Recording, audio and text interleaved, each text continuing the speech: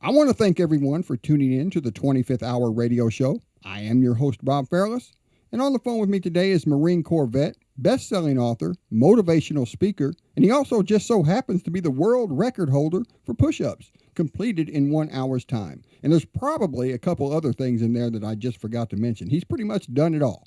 I'm talking to TShane Johnson. Mr. Johnson, thanks for being on my show today, brother. Well, thanks for having me. I'm always appreciative of being able to share someone's platform to send a great message. So I appreciate you. All right, man. You've done a ton of things I could start off with, so I'm just going to choose one of them. Let's talk about your service to our country. What made you make the decision to join our armed forces and the Marine Corps in particular? Oh, well, I wasn't that smart in school, and chicks dig the uniform. So I was, we're just being transparent, you know. No, listen, I've wanted to be a Marine for as long as I can remember as a little kid. It was kind of a two-part decision. You know, I grew up in a small town, a lot like a lot of us that went into the military. It was one of, very few avenues to be able to get out of a small town. And, my dad used to work me harder than the Marine Corps did. So I was extremely excited to be a part of serving the country. And of course, I want to be the best. I think other branches may argue with me, but Marine Corps is tried and true. It is one of the best. It's one of the hardest. And I really enjoyed it. I loved having the opportunity to earn the title of being a Marine. So, I went in 3 days after I graduated from high school. Joined the Marine Corps. I was, again, very fortunate. I was surrounded by, great people. I graduated top of my class. I was honor grad. I was Merit Worship promoted 3 times before I even made it to the fleet. I was picture perfect Marine. I did really well in the Corps, and I'm blessed to have had that opportunity every day. Well, thank you for your service, man. I really appreciate it. Yes, sir. My pleasure. So is that where you fell in love with the push-up, or at least realized you were pretty gifted at doing them? No, actually, it was before I went in the Marine Corps. So my father, he was a professional bull rider. And every day since I was 8 years old, he also was a prison guard. So we used to come home and do prison push-ups all the time as our workout. So he would take a deck of cards and he would shuffle that deck of cards, and we'd go through an entire deck just about every night of doing push-ups and sit-ups. So we'd play like Bruce Springsteen, crank it up real loud. It was like early 80s. And he'd go through this deck of cards, and that was his version of being able to work out, to maintain his strength for bull riding, and I guess being a prison guard, and it allowed me to get involved in push-ups and fitness as a kid. So what made you decide to attempt to break the push-up record? Long story short, I've been, over the past 5 or 6 years, I've been doing different things to raise awareness for different type of veteran projects. When I was in the Marine Corps, I was beaten and robbed and left for dead by gang members, and I had broken every bone in my upper torso and lacerated every major organ and died 3 times, and basically came back to life. And I was given a second chance at life. So when you've been given what is an opportunity and a burden at the same time, I usually say kind of like rents do. So every day I have to challenge myself, or every year I have to do something a little different, a little more, to maintain the integrity of being able to have that relationship with God, to appreciate, being on this earth and giving back. But at the same time, it also makes me feel a lot more alive, knowing that I can reach these higher levels, due to where my body's at. So the push-up world record, COVID, I usually ran across America every year. That was one of my big things. I used to run for 65 days straight. I'd run 22 miles a day. And I would do it for different projects. Like I partnered with Gary Sneed's Foundation, Clean the World, Hyatt, Red Bull, a lot of really big companies, and we would partner together and do different things with the veteran community. I was homeless for 2 years. I suffer from PTSD. I'm a disabled veteran. So these were all things and topics that I could address and speak on. And the push-up one was I was really looking for something. I just broke the world record for the fastest 1 mile carrying a 100-pound pack up at ODU after in the middle of a 1,600-mile run from New York to Florida. And I just decided, I wanted to get back to kind of my roots a little bit with the push-ups, and I saw that record was there. It was actually 2 records in one is what I attempted. I broke the first one and fell short of the second one. So the first record was the most push-ups within 1 hour, which was 2,919. I did 3,050, and then I continued for 12 hours, for 11 more hours, and I did 16,500. Tried to do 19,325 push-ups, but I just gassed out after doing that first record. So I'll be doing that one again on November 10th, Marine Corps birthday here coming up soon. Now, how long did you train before you made the attempt at the record? Oh, that one was for a long time. I trained for about a year for that one. Just because you're talking about two different types of way your body's going to work. You've got kind of like a sprint and a marathon. So that was very challenging. And again, you can't really train for 12 hours of push-ups. There's really nothing that you can do. You kind of just have to gauge after a certain time. So I'd been training for about a year on the push-ups. I also have severe nerve damage on my right hand. I have 60% a loss in my right arm, and my hand doesn't function. So there are some challenges there that takes a little bit more time for me to kind of adapt to the push-ups. But yeah, it was about a full year of training 6 days a week. Now, were you confident that day? Did you feel loose and strong before the timer started? Oh, absolutely. I mean, well, man, being a Marine, we don't go into anything without knowing we're going to win it or beat it or do something. So, there's no other way to go. I don't go in and second guess myself. I mean, it's not like I'm an athlete getting paid $100 million. I mean, I'm going there to raise funds for a great organization. So I wasn't concerned about breaking the record. I was concerned about making sure that we raised enough awareness and funds to support the nonprofit. But I went in there with this is what I do. What kind of toll did breaking the record take on your body? How long did it take for you to recover? That was it was pretty bad, actually. Due to my injuries and my disabilities, it was very challenging. For 3 days, I had no mobility of my hands, arms. I couldn't use the restroom. I couldn't take a shower. I couldn't really eat. I had to have my food fed to me. My hands, my entire hands and wrists were numb, completely numb. My right hand was already numb, but my left and both of my hands on the right hand side were numb for almost. I think I'm just now starting getting the feeling back in my left hand, so a little over a month. It was actually, out of anything I've ever done, that was by far the most toll it's taken on my body as far as soreness. I mean, I lost 11 pounds that day, just between water weight and really not really eating much during that 12 hours. It was pretty bad. The night of was rough when I finished up. I mean, that DOS set in.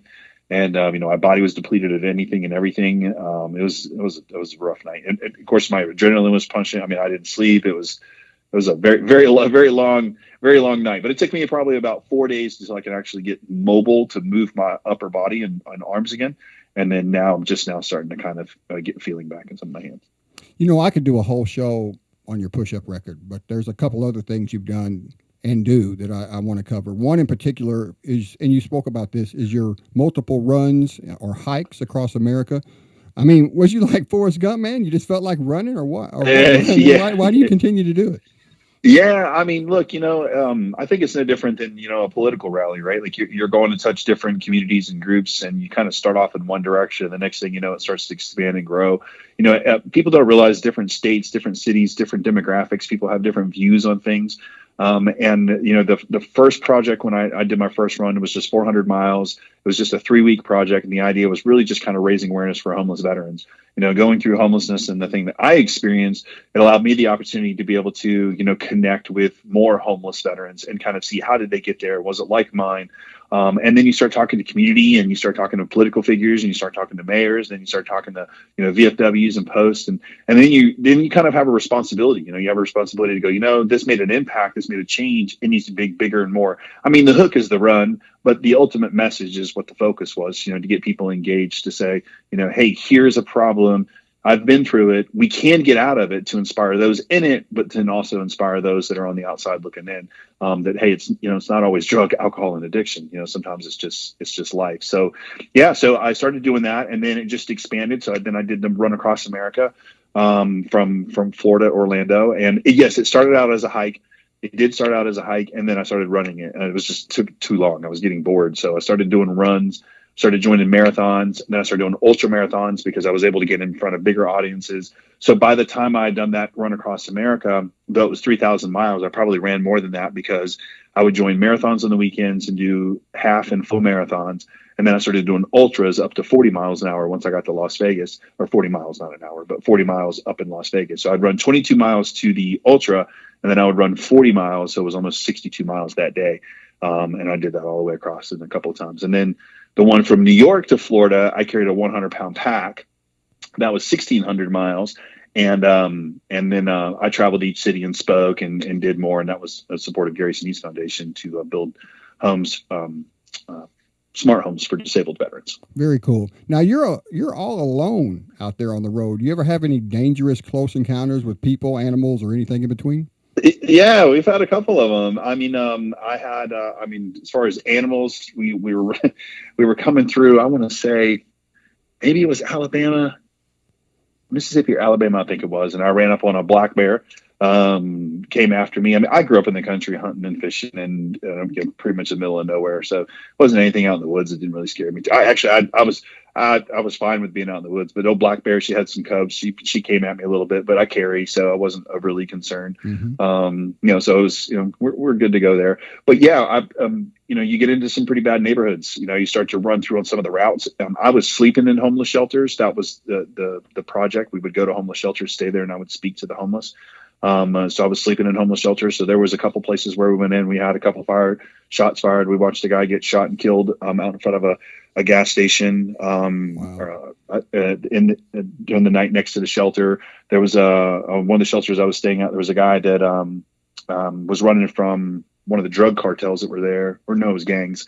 And he had owed them some money, and that's the reason why we stayed at the shelter. And they came by and sprayed the place and shot the place up. That's some pretty crazy experiences on a couple of those. I haven't actually talked about that much. And then Las Vegas, the homeless problem out there is really bad. You get into some of the tunnels. There's some pretty bad stuff that we saw out there. Some ODs.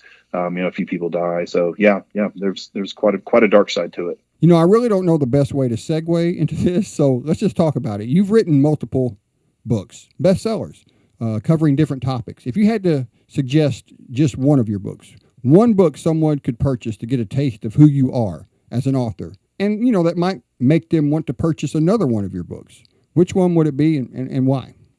Yes, sir. I think they'd go Hike Across America. That was my very first book I ever wrote, my very authentic, kind of really me. It tells some of the stories about growing up as a kid, and I convert those stories into things that you can utilize in it's more of a personal development book. And you can utilize in your life to kind of help you get through it. So I always get told, people that buy that book, you should have made it longer, or will you make it longer? They always say they laugh, they cry, they really enjoyed the story and the experiences that I had growing up, because there's some pretty crazy stuff that happened. But by far, Hike Across America.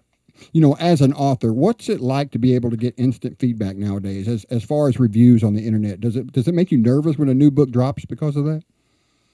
Not really. I mean, yeah, I understand where you're going with that. Criticism can be used in both ways. I think, again, if you're confident in yourself and your story and where you're at, then go with it. The most slack you get is like when you do a push-up record, when you do a world record, especially from the military community, because they'll always say, well, your push-up isn't the military, push-up. And it's like, look, for one, let's not get lost in the objective. The objective here is to raise money and funds for a cause, for a great cause, not my perfection of a push-up. And of course, Guinness is, has a different view on what is considered a complete push-up versus, the military. It's not a military standard push-up. But I like criticism. I think it's good. I think people have different perspectives and different views. And if I didn't appreciate that, I wouldn't be who I am. So no, not at all. If they don't like it, then they don't like it. It's all good. How did all this turn into you becoming a motivational speaker? Was that something you've been doing for a while now, or just recently? Yeah, I've been a speaker for a long time, but I never took it on a bigger platform as I have over the last 3 or 4 years. It was a very fortunate gift that I was given to be able to stand on the stage. I'm not nervous like other people. I'm able to tell my story. I'm very appreciative of that. But it's my true passion. It's something I truly love. I have these other things that I do, and it's great, but there's nothing better to be able to tell a story of pain and agony and the things that you went through, and then be able to articulate it to a group to inspire someone. I literally just finished having that conversation with someone a little while ago. They're excited about me speaking on stage tomorrow, and I was sharing, they said, man, I could never do that. And I said, for me, it gives, God gave me a second chance at life.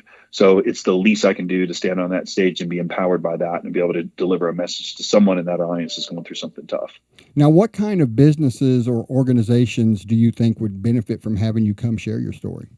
Well, I think all and every. I'm able to relate to a lot. Tomorrow I'm going to speak to the Mortgage Bankers Association, which is a group of, finance guys in the real estate and mortgage industry.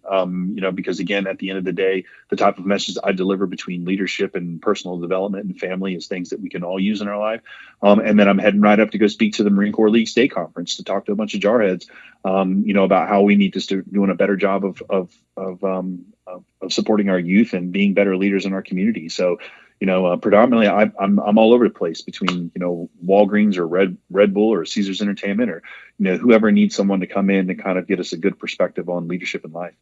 Man, you got so much stuff to talk about. It's hard to fit into one show. You got a website where people can go, like connect the dots even further as far as what you got going on? Absolutely. Yes, sir. So on all my social media, you can find me at TShane Johnson. And on my website, you can find me at tshaneinspires.com. My man TShane has even got merchandise up on his site, man. Listen, everybody, you got to go check it out. His site is laid out really nice and really informative. Well, before we wrap this up, you got any final words for my listening audience, words of wisdom, or maybe plug something I failed to mention today? No, not at all. I think if, for your listeners that are listening and allowing me the opportunity to be able to get into your, to your home, to your car, in any form of way that you're listening, that, remember, listen, life is meant to be difficult. We purchase pleasure for our inability to endure pain. So remember that pain can be a good friend, like in anything.